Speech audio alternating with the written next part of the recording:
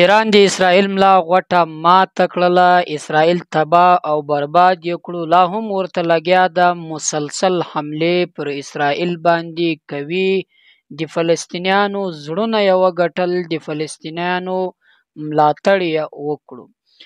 دوستانو، پر دې بنیاد باندې د اسرائیل د نقصان او د ایران د حملې په هکله باندې له تاسو سره ویلوګ پر دې سکرین باندې شریک کوم. راځئ تر هر څه مخه دا راسره وګورئ. السلام علیکم، سر شیخ ستړي مشه په خیر لازم تاسو کوربه هرمیت سنگ تاسو ګوره هرمیت سنگ په ګرانو کتونکو د ایران باره کې به خبرې کوو. د وخت کې 300 نه زیات بلاسټیک میزایل حمله ایران کړې ده. خو د ټولو مخ کې هغه صحافیان، هغه ټاوټ صحافیان کوم چې د سرکاري ټلویزیون باندې بکیناستل غټه خبرې وکولې چې بھائی اسرائیل باندې حمله ناممکنه ده. چا وایي چې آیرن ډوم سیستم دی، چا وایي تھاټ سیستم دی. نن د هغې باره کې خبرې اترې ضروري پکار دي. هغه صحافیان، هغه لنډې، هغه لیبرل، هغه انساني حقوقو تنظیمونه هغه ټایم کې څه ټایم کوم ځای و کله چې په غزا باندې 1 لاک بارود ټن چې کوم بارود ویشتې شو، هغه وخت کې چا په دې باندې اواز ونه کوو. اوس ګورم د اسرائیلیانو چې کوم چغې دي، چغارې دي، په کوڅو کې جړاګانې دي، هغې باندې نن بیا خلک لږ جاړي. پاکستان کې لږ داسې خلک شته. دا مناظر چې تاسو سکرین باندې ګورئ د اندازه اله چې دا به د عراق نه دی، افغانستان نه دی، دا چې کوم دی دا لبنان نه دی، دا غزا نه ده، دا چې د اسرائیل دی. هغه اسرائیل چې د هغه باره کې یو بھرم او خاص کر پاکستان کې خلک دومره یرول چې په هغه باندې حمله کول انتهایی نامکمله ده. لیکن تاسو ته یو خبر وکړم، د ایران چې کوم بیلسټیک سیستم دی، میزایل سیستم، هغه ټوټلی اسرائیل خلاف جوړ دی. دغه هر رینج چې کوم دی هغه د هغې خلاف دی. یعنی هغه هر رینج د هغو میزایل چې کوم دی هغه اسرائیل ته رسېدو طاقت لري. نو یو طرف ته خو دا سچویشن، هر طرف ته تباهي مناظر دي، هر طرف ته میزایلونه غورځېدل دي. حتی کې چې فوکس کوم ایجنسي ده د هغې رپورټینګ چې کله هغه ځوان کو رپورټر، نو هغه د هغه ځینه هغو لر کو وایي ته وایي رپورټینګ مه کوه. هغه په هغه رپورټینګ کې دا خبره کړې وه چې پینټاګان شانې یا یو ځای هلته یو علاقه ده چې په هغه باندې حمله شوې ده، هغه ځای باره کې ویلی کېږي. مختلف انټرنیشنل چینل یې دا کوټ کوي چې هغه داسې ده د اسرائیل لپاره لکه پاکستان لپاره چې کهوټا اټمی پلانټ دی. نو ایران مختلف داسې غټ سایټ ټارګټ کړي دي چې د هغې د وجې نه یو خوف دی، یو ډر دی، یو خلک یریدلی دی. نتنیاهو په بنکر کې یو ویډیو جاری کړی ده چې ایران عوام ته ویل دي چې تاسو د ایران حکومت خلاف ودرېږئ او دا ستاسو خلاف دي د ایراني حکومت. خو بهرحال یو طرف ته خو دا شروع کېږي، بل طرف ته ستاسو خوا کې دا وویو چې هغه ایران چې هغه باندې سانکشنز دي، پابندیانې د هغې باوجود هغه څنګه مقابله کوي، هغه تاسو مقابله اوس هم خپل په سکرین باندې اینئ. بهرحال شروعات کو د خبرو باره کې چې څه شي دي، زموږ سره څه خبرې راغلي دي. هغه جهازونه کوم چې F-35 اوس دریم جهاز چې کوم دی هغه هم غورځېدلو حواله سي خبرې اترې را روانې دي. نو دې نه اندازه اخیسته شي چې 3 جهازونه، یو لیډي پایلټ چې کوم دی هغه د وخت کې ایران چې کله هغه د ځان د جهاز چې کله تباه کېدو ټایم هغې نه ووښکل ځانې، نو هغې نه پس هغه هم ګرفتار کړې ده. خیر بهرحال مخکې ته خبرونه ډېر زیات دي، ستاسو مخې ته ږدو. د ایران اسرائیل باندې چې کوم حمله کېده هغې نه مخکې سید علي خامنه‌ای یو مختصر قسم بیان او ډېر یادګار خطاب یې کړی دی. هغه یو خو هغه په خپل دا خبره مو کړه چې ایران چې فردو جوهري پلانټ دی هغه په عام باندې چې کومه حمله وه هغه موږ ناکام کړې ده. خو بهرحال د ټول نه مخکې خو ایران چې کوم د اسرائیل باندې یو ډېره غټه کارروایي کړله. 300 بلسټیک میزایل ما تاسو ته څنګه وایي چې هغه په هغې باندې غورځولي دي. دا ډېره غټه خبره ده. خو سپاه پاسداران انقلاب اسلامي خپل په بیان کې ویل دي چې سپاه پاسداران انقلاب اسلامي بابرکت چې کوم شپه ده، یعنی عید غدیر د هغې په موقع کې یا علي ابن ابو طالب چې کوم مقدس ناره ده په هغې په تحت آپریشن واد صادق 3 آغاز کړی دی. د آپریشن ایران چې کوم دفاع ده، مظلومانو چې کوم انتقام دی، دا یو نوې سلسله ده. د ولایت سره وفاداري او د شودا چې کوم وینه ده هغه د هغې واده به پوره کوو. نن شپه ډېره چې کوم نوراني ده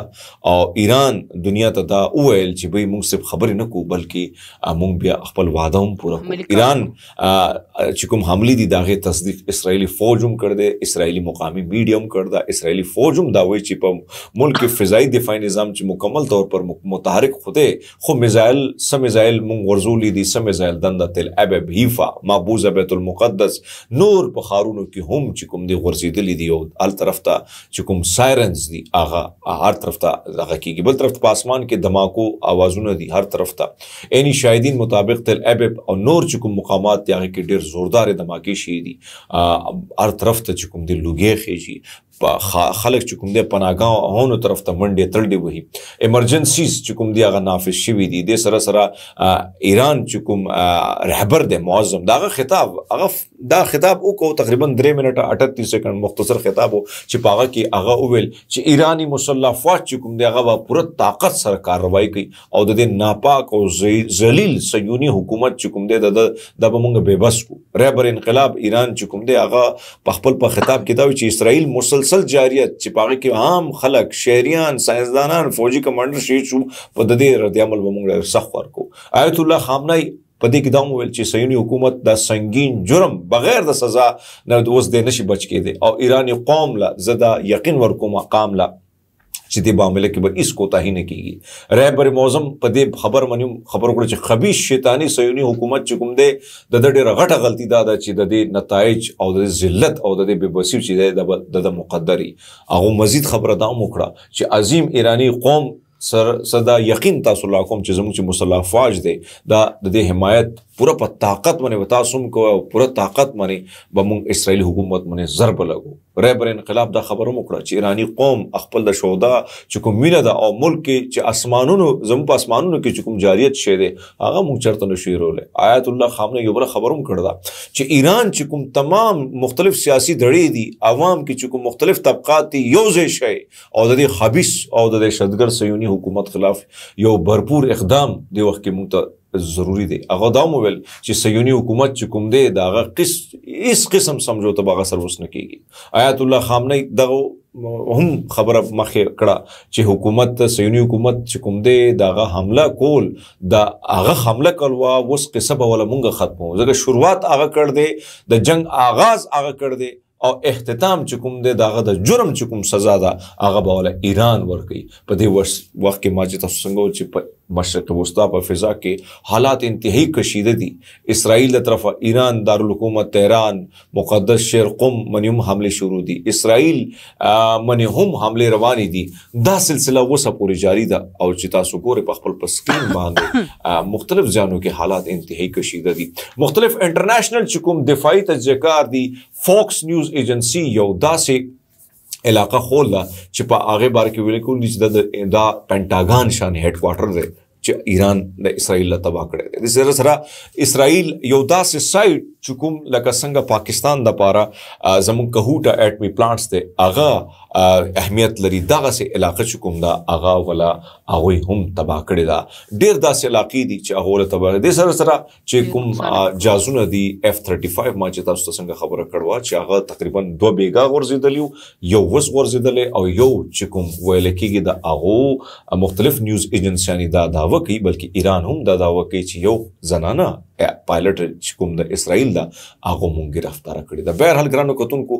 مزید نور چې کوم خبرونه دي هغه به ستاسو مخې ته موږ ږدو خو دې وخت کې دا جنګ چې کوم دی انتهایي دوستانو د هرمیت سیک دا ویډیو دا معلومات له تاسو سره پر سکرین باندې شریک کړئ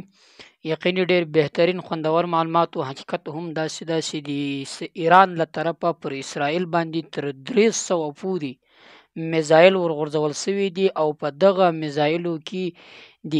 د اسرائیلو هغه غټ عمارتونه هغه ځایونه به تاسو لیدلی وي چې د ډېرو خلکو به دا سوچ او فکر وسي دغه کومه تاوانونه یا نقصانات چې پیښ سوي دي دا ځایونه چې نړېدلي دي په دې کې چې بمې چاودنې سوي دي دا به فلسطین وي نه دا هغه ځایونه ول چې هغه اسرائیل ډېر ورباندې نازېدی او د هغه خلکو هم دا سوچ او فکر وسي ایران ګوره پر اسرائیل باندې حمله ګوره خو موږ او تاسو ټولو ولیدی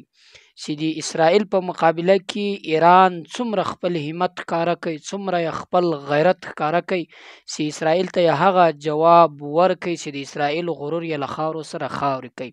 تېره ورځ هم اسرائیل په پریس کانفرنس کې د اسرائیل د پوځ مشر یا د اسرائیل وزیر اعظم هغه امریکا ته وایي چې ته په دې جنګ کې د مونږ طرفداري وکړه، خو د امریکا له خوا څخه فضایي راورته راځي چې مونږ له تاسو سره په دې جنګ کې نه درېږو.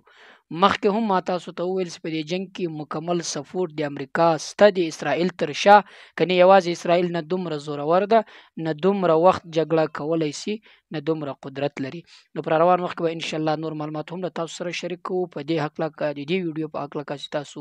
کوم نظر لري هغه په کمنټ کې را سره شریک کړئ.